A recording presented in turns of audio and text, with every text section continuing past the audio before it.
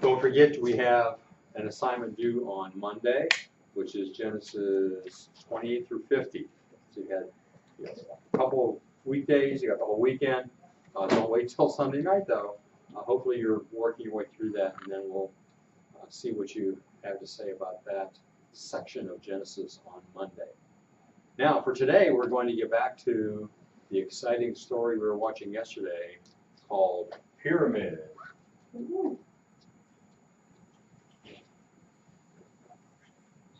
I do not think so, Khafra. Your brother Kamab is first in line to be king, but I am sure your future will also be great. Yes, I think it will be. As the years went by, it was easy to imagine the great things his mother predicted for him. As before my very eyes, Khafra, you have grown tall and strong. Thank you, Father. As you recall, son of Re, 2 rooms have been cut out of the rock 15 feet below ground level and have been covered over by granite slabs. This is only one more consideration which assures that your car will be protected by the greatest structure ever built by man. At this point, we are beginning construction on the Queen's pyramids, all in a neat, even row. Would that my queens themselves were so orderly.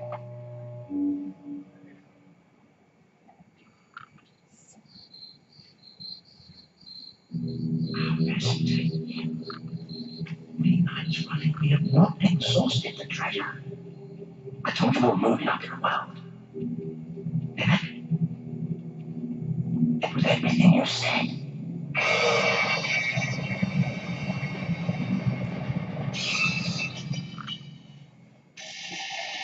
Relate another story to him, Jedefra. He was so impressed by the last one. It took me weeks to learn it, Mother, and even if I tell another story, Hordedef will only tell a better one.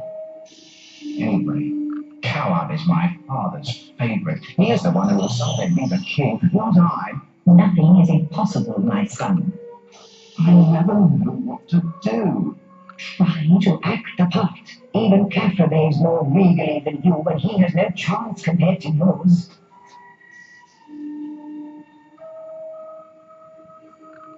Great Khufu, master of the 2 lands! My father's too?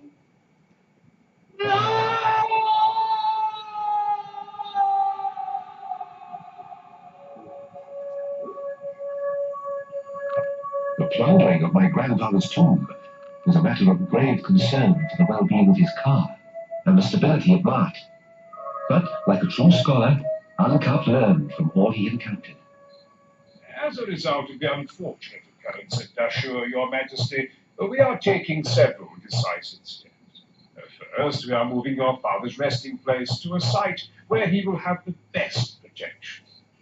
Whatever treasures and possessions were lost can be replaced, as long as his body remains intact for his car to recognize. Quite so. And then what of my tomb, Ankaf? It will be even more attractive to robbers than my father's. I have studied the problem at great length, my lord, and have come up with the following solution. It was here that Ankaf's brilliance shone forth, with a plan so innovative and daring.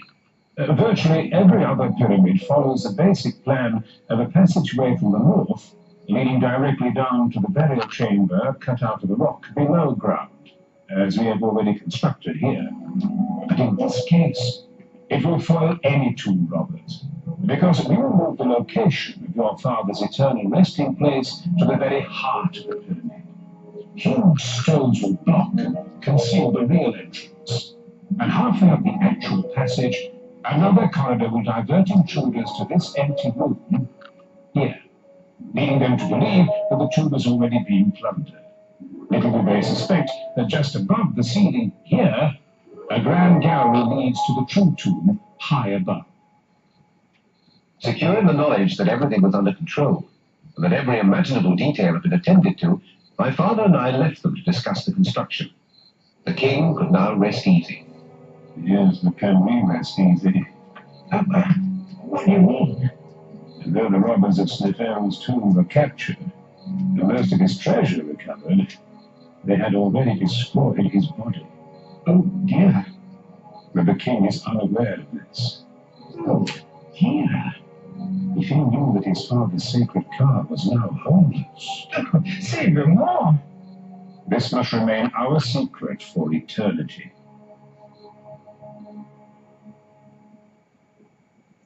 To build such difficult, expensive, and obviously monumental structures solely for the dead may seem a misplaced priority on a modern scale of values. But tomb building for the monarch was so inextricably tied to Egyptian life and thought that these structures must be understood in a much broader context. For one thing, the pyramid was the means by which the dead king climbed to the sky, a sort of ladder to the heavens, if you will. And then there was another important theological teaching. It held that the universe itself came from a pyramidal hill, which may offer some clue to the meaning and significance of the pyramid shape to the ancient Egyptians. Before the Egyptians built great pyramids of stone, high officials and even kings were buried in chambers under rectangular stone structures called mastabas. The mastaba remained the burial form of the well-to-do almost until the end of the Old Kingdom. But around 2650 BC, an architect and vizier named Imhotep designed for his king Zoser a truly elaborate tomb and created the world's first great monument in stone, the Step Pyramid of Saqqara. Previously, the use of stone in buildings had been limited. Most structures were made of mud brick. But here at Saqqara, we see the first architectural expression of the need to preserve the dead king in a tomb that would last forever. Zoser's pyramid is made up of 6 rectangular mastabas of decreasing size, one on top of the other. Underneath is the tomb chamber. From an engineering standpoint, the step pyramid was somewhat tentative. Blocks were cut small for ease of handling. Steep inclines were avoided. But the overall effect is stunning. Around the pyramid, there's a vast array of buildings constructed for important ceremonial purposes.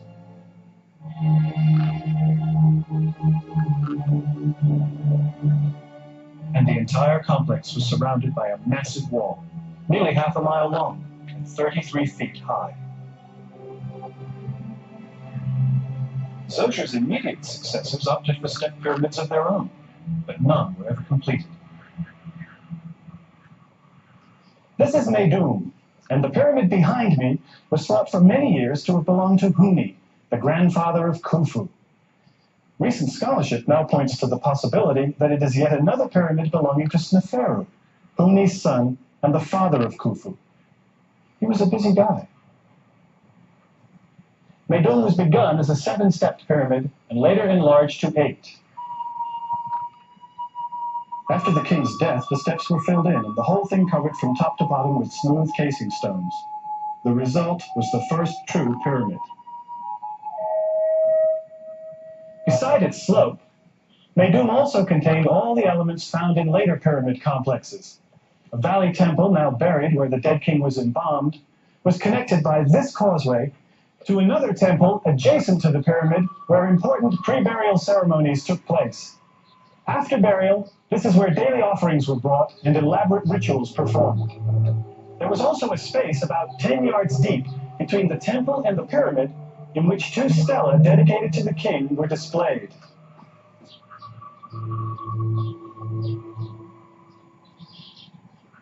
The entrance to the underground tomb chamber was positioned above ground level on the pyramid's northern face. A narrow descending passage, this one is 190 feet long, leads to the tomb itself.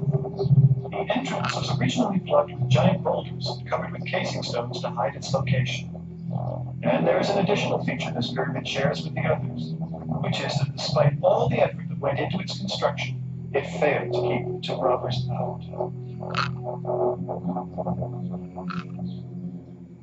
When they were finally completed, pyramids and pyramid temples like this one at Giza were great hubs of activity. These temples used to be beautiful buildings, filled with statues and covered with wall decorations. The entire pyramid complex was designed to be perpetually maintained, and this required a sizable staff of priests and retainers, as well as workers to sustain them. Pyramid complexes became almost like small cities, cities for the maintenance, the worship, and the preservation of the God King.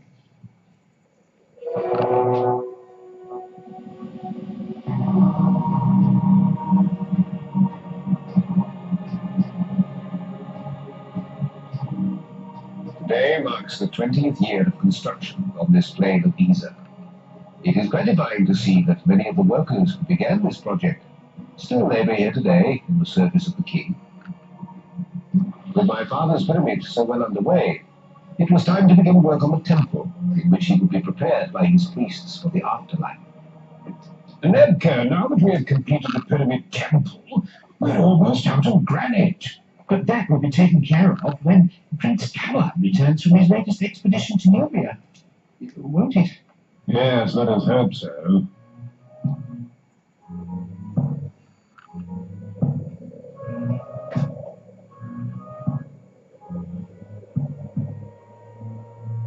Noble Prince, we have seen Nubian warriors in the hills. Oh, pay them no mind. But great Prince Kawa, they appear to be heavily armed and prepared to attack. Don't forget that I am the son of the living god Khufu. Those nomads cannot harm us. Forward, I say.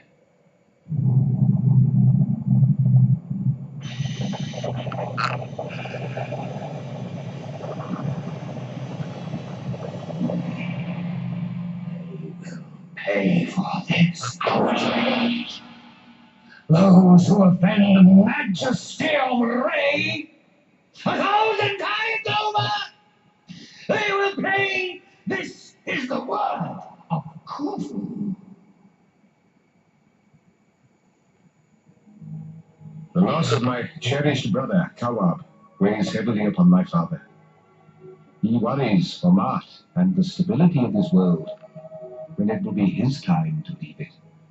At least you may take heart in having other fine sons who can take up the golden wings of Horus after you. But it was Ankaf who had to tell my father that I, the next in line, had decided that I could not be his successor. Trained my entire life as a scholar and scribe, I knew I could not fulfill the godly role of king. And so my younger brother, Balfra, will now someday take his place. For Dedef wishes to remain a scholar and scribe, and has told your father he will not be king. This leaves Merititi's third son, Balfra, to come before you in line.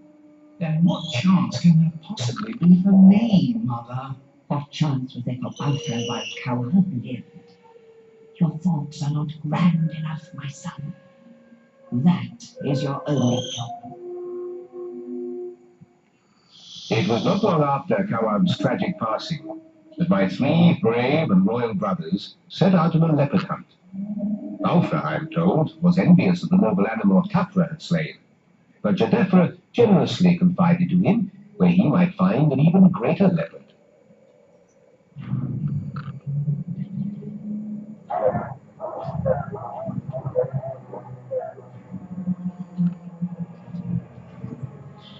When they discovered Crown Prince Balfra, he was dead.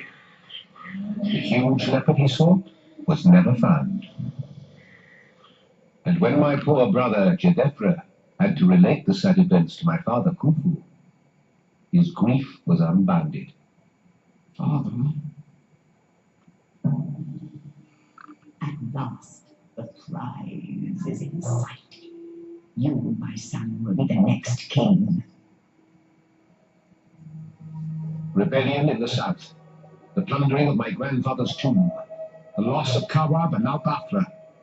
Maat is surely out of balance and needs to be restored at once. If not, then what?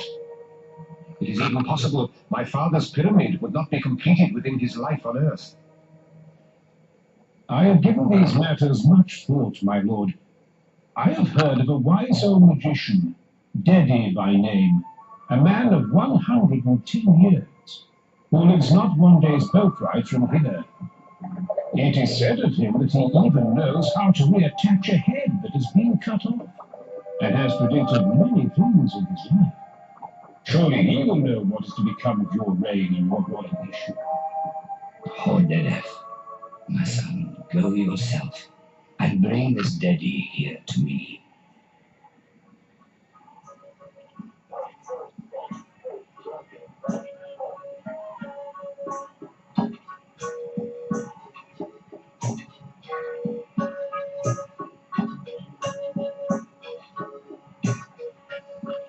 We stayed the rest of the day in Dedi's village and accepted the hospitality of his household. For me, it was an experience to be remembered and cherished, as I had never before been afforded the opportunity to observe how common people lived. And the next morning, Dedi appeared before the king, my father, to tell him what his magic had discerned. Would any of Khufu's issue survive to be king? And would his great dynasty continue? Sovereign Khufu, my lord, may you live, prosper, and be in health. Your dynasty will not end yet. I see two of your issue who will assume the mantle of Horus as king of all the land. Thanks be to Re, my father. One will rule a brief time only.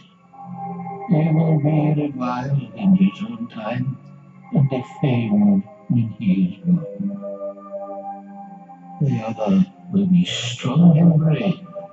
He will rule for many years, and Egypt will grow even greater under him. He will do you honor and guard your sacred house of eternity. And his proud face will be known until the end of time. But I have many children yet. Which are the two of whom you speak? There are some things that even a magician may know. And it was not long afterward that the wise old Dedi took leave of this earth himself, leaving behind a mystery that only time could now unravel.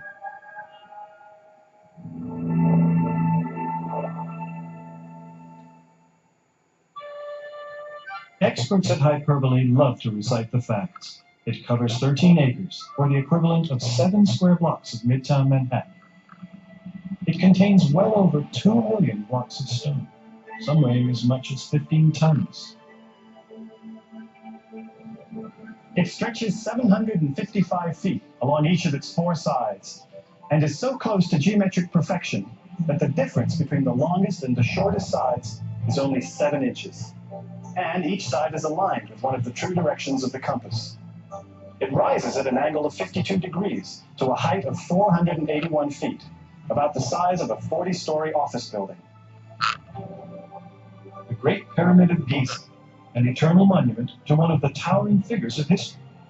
And yet this is the only complete representation we have of its builder and one-time occupant, an ivory figurine barely 3 inches tall. On the east side of the Great Pyramid are 3 smaller ones, which scholars have concluded were probably the tombs of Khufu's 3 main wives. And just beyond, a virtual planned community of mastabas for other family members and court favorites. The sides of the Great Pyramid now look like giant steps, but they used to be smooth, covered with a casing of polished limestone, like the casing stones on top of the other huge pyramid here at Giza. That one is only slightly smaller than Khufu's, but it's built on higher ground, which makes it appear just as large. We can see quite clearly here at its base how surface rock was neatly chiseled out of the surrounding limestone bed during the leveling process. The stone was then used for core blocks. In fact, all of the inner stones for the pyramids were quarried as close to the worksite as possible. The only exception was the fine limestone used in the casing. It had to be transported from Tura across the river. They're currently restoring the outer casing of the step pyramid at Saqqara with white Tura limestone, which will give us a sense of what a finished pyramid must have looked like. Tura limestone is relatively soft and was easily quarried with the simple tools and techniques the ancient Egyptians had to work with. They chiseled slots into the stone and stuck wooden wedges into them, soaked the wedges with water, then waited for the wedges to swell and break the stone free. Quarrymen also used stone hammers, metal chisels, wooden mallets, copper saws, drills, and finely ground quartz sand.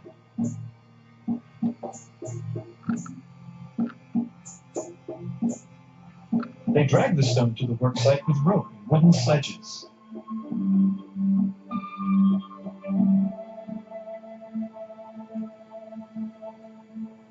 It's questionable whether the Egyptian builders ever knew of construction machines more elaborate than the large sledges hauled by gangs of laborers, or the smaller wooden rockers used to move the stones around once they were up here. There is evidence that they tried using animals and other construction aids, but they apparently decided that simple manpower was the best way of all. No pulleys were used to raise the heavy blocks. They were simply dragged up ramps of mud, brick, and earth. And once they reached the appropriate level, they were levered into place, but not before the masons had cut them with incredible precision. Even the large granite casing stones like these on the third pyramid of Giza fit so tightly together that you can't slip a piece of paper between them. The hauling was done by gangs of conscripted peasants, most of whom probably worked seasonally, a few months stretch after the harvest and during the inundation. But they were not slaves. They were paid with food and clothing.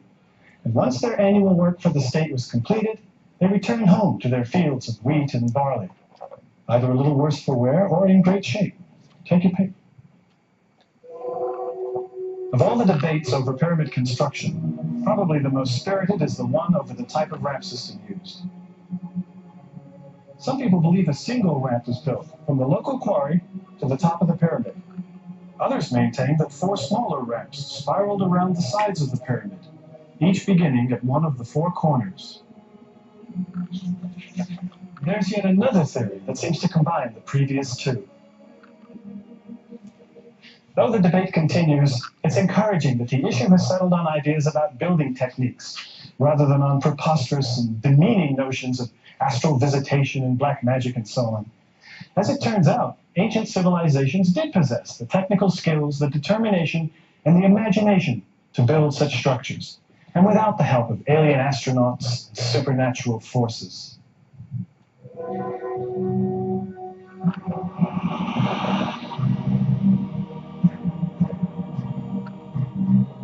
It was the event we had eagerly awaited for so many years. The capstone has arrived, Your Majesty. A magnificent, smoothly carved block of limestone, sheathed in gold.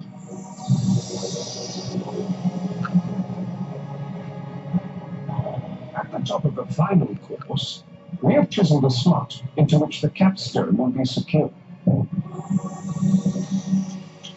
As the mud-brick ramps are removed, a scaffolding is erected so the workers can chisel away the steps of the casing, leaving the entire surface smooth. As they complete their task, others polish it to brilliance.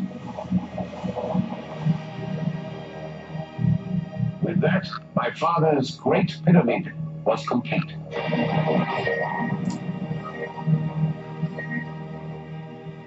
And just in time. The falcon has flown to the sky to become one with the sun god Re. Like his fathers before him, he has become Osiris. My father was taken to his valley temple for the 70 days of embalming which would prepare him for his life in the hereafter. His internal organs were placed in jars of limestone. His body was prepared with natron, then anointed with myrrh, cedar oil, honey, and olive oil. Incense was burned.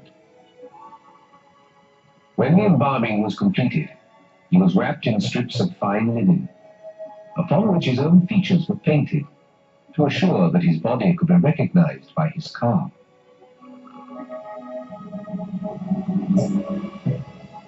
The burial chamber was furnished with everything my father's ka would need to live there for eternity. From the valley temple, my father's body was taken up the sacred causeway to his pyramid temple, and here his mouth was opened by the high priest, allowing him to partake in the offerings that would keep him alive forever. And here he was awakened to his everlasting life as Osiris. As my brother, Jedefra, became the falcon, Horus, king of this life. At this moment, my mind traveled back to the words my father had said for his father, Sneferu, as the dead king was placed in his pyramid. Hail to you, ladder of the god. Arise, remove your earth, raise yourself that you may travel in company with spirits, for your wings are those of a falcon. Cross the sky and make your abode among the followers of Osiris, the imperishable stars. And deep within the pyramid, inside a case of granite, my father's body was placed to rest, to watch over us, over all Egypt, his people, safe and protected for all time to come.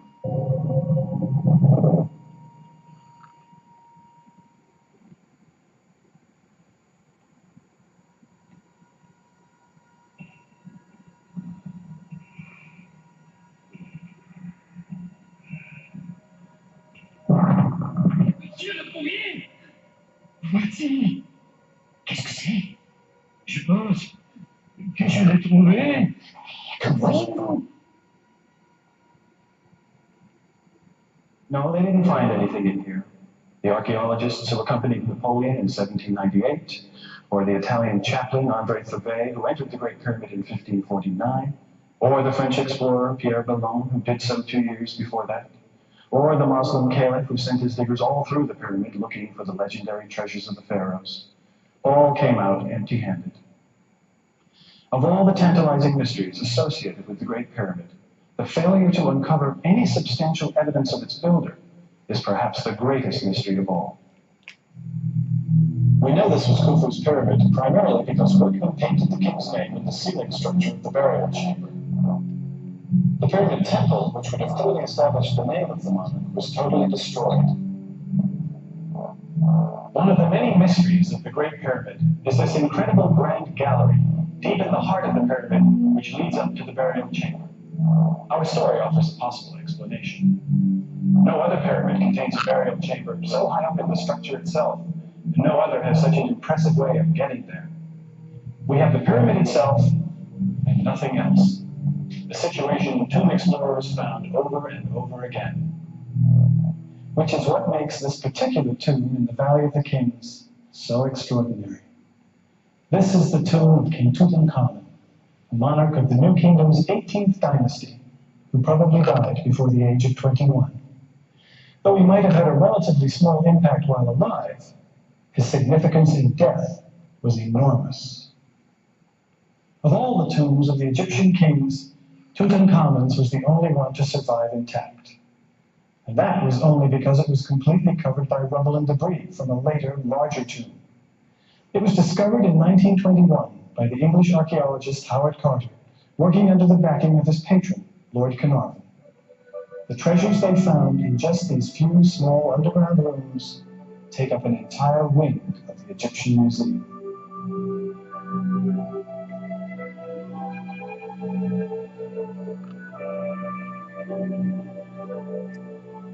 The mummy itself remains here in the burial chamber, its eternal home, in one of its 3 golden coffins. The Valley of the Kings became the final resting place of Egyptian monarchs following the decline of the pyramids. We don't know for sure why they stopped building pyramids. Probably their tremendous cost and their inability to keep out tomb robbers had a lot to do with it. But even here, it's clear that the old shape remained sacred. High above the Valley of the Kings, a natural pyramid formation etches the sky. It wasn't an abrupt transition from the pyramids of Giza to the valleys near Luxor. While it all may be ancient Egypt to most of us, 15 centuries separate Khufu and Tutankhamun. And for a good deal longer than that, very little is known about this fascinating culture. One reason being that much of its remains were covered over by the desert sands.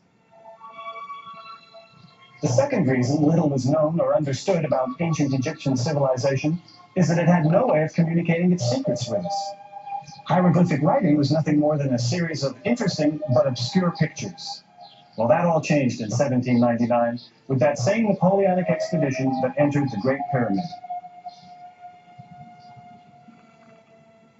This is a replica of a chunk of black basalt unearthed by one of Napoleon's soldiers in the delta town of Rosetta. It is inscribed in 3 alphabets: Ancient Greek, Demotic, a script used in Egypt at the time of the Greeks, and the even older hieroglyphics. For more than a decade, many people tried to match up the words among the 3 texts, but with little success. Then in 1822, a Frenchman named Jean-François Champollion cracked the puzzle, and the language of the ancients came alive. The most important clue came in the matching up of royal names, which are spelled out phonetically in the hieroglyphics. The royal names are encircled by oblong rings known as cartouches. Here, for instance, is the name Ptolemy, in hieroglyphic, Demotic, and Greek. All the gold of Tutankhamun almost pales in comparison to the value of this intellectual discovery. One of the reasons we have such a rich legacy of artifacts and information, much of it about everyday life, is that so much of it was included in the tombs for use in the next world.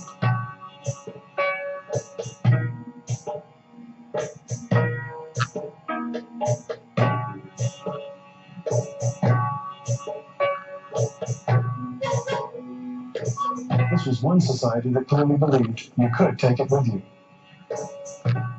Here, a wealthy cattle dealer wanted to take his business with him, and so he did, in the form of this model.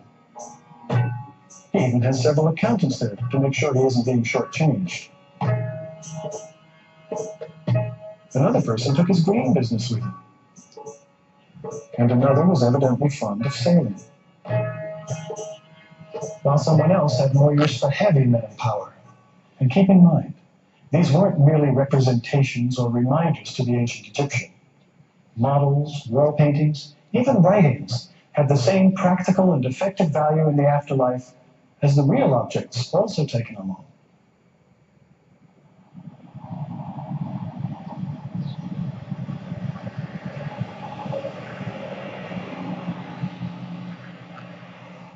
So we have some answers to what this civilization of so long ago was actually like. And the search for more of them continues, as it has in earnest now for almost 200 years. Like Howard Carter and Jean-François Champollion, modern archaeologists and scholars from Egypt and around the world are still searching for clues to those elusive mysteries, which may lie just below the surface of the desert sand, or may remain as inscrutable as the Great Sphinx, the protector of so many tantalizing secrets over the ages. The Sphinx is part of the second pyramid complex here at Giza, which, despite the way things were going in our story, does not belong to Djedefre. He is thought to have been entombed about 5 miles to the north at Abu Rawash. Almost nothing of his pyramid remains, and it is doubtful it could have been completed in the scant 4 years of his unremarkable reign. It took a far stronger, more powerful, and long-lived monarch to build the second of these 3 mammoth structures, to inspire, challenge, and fascinate forever. Mother, will I become Moorish one day too? I do not think so, Kafur. Your brother Kamab is first in line to be king, but I am sure your future will also be great. Yes, I think it will be. One will rule a brief time only. He will be reviled in his own time and defamed when he is gone. The other will be strong and brave. He will rule for many years, and Egypt will grow even greater under him. He will do you honor and guard your sacred house of eternity. And his proud face will be known until the end of time.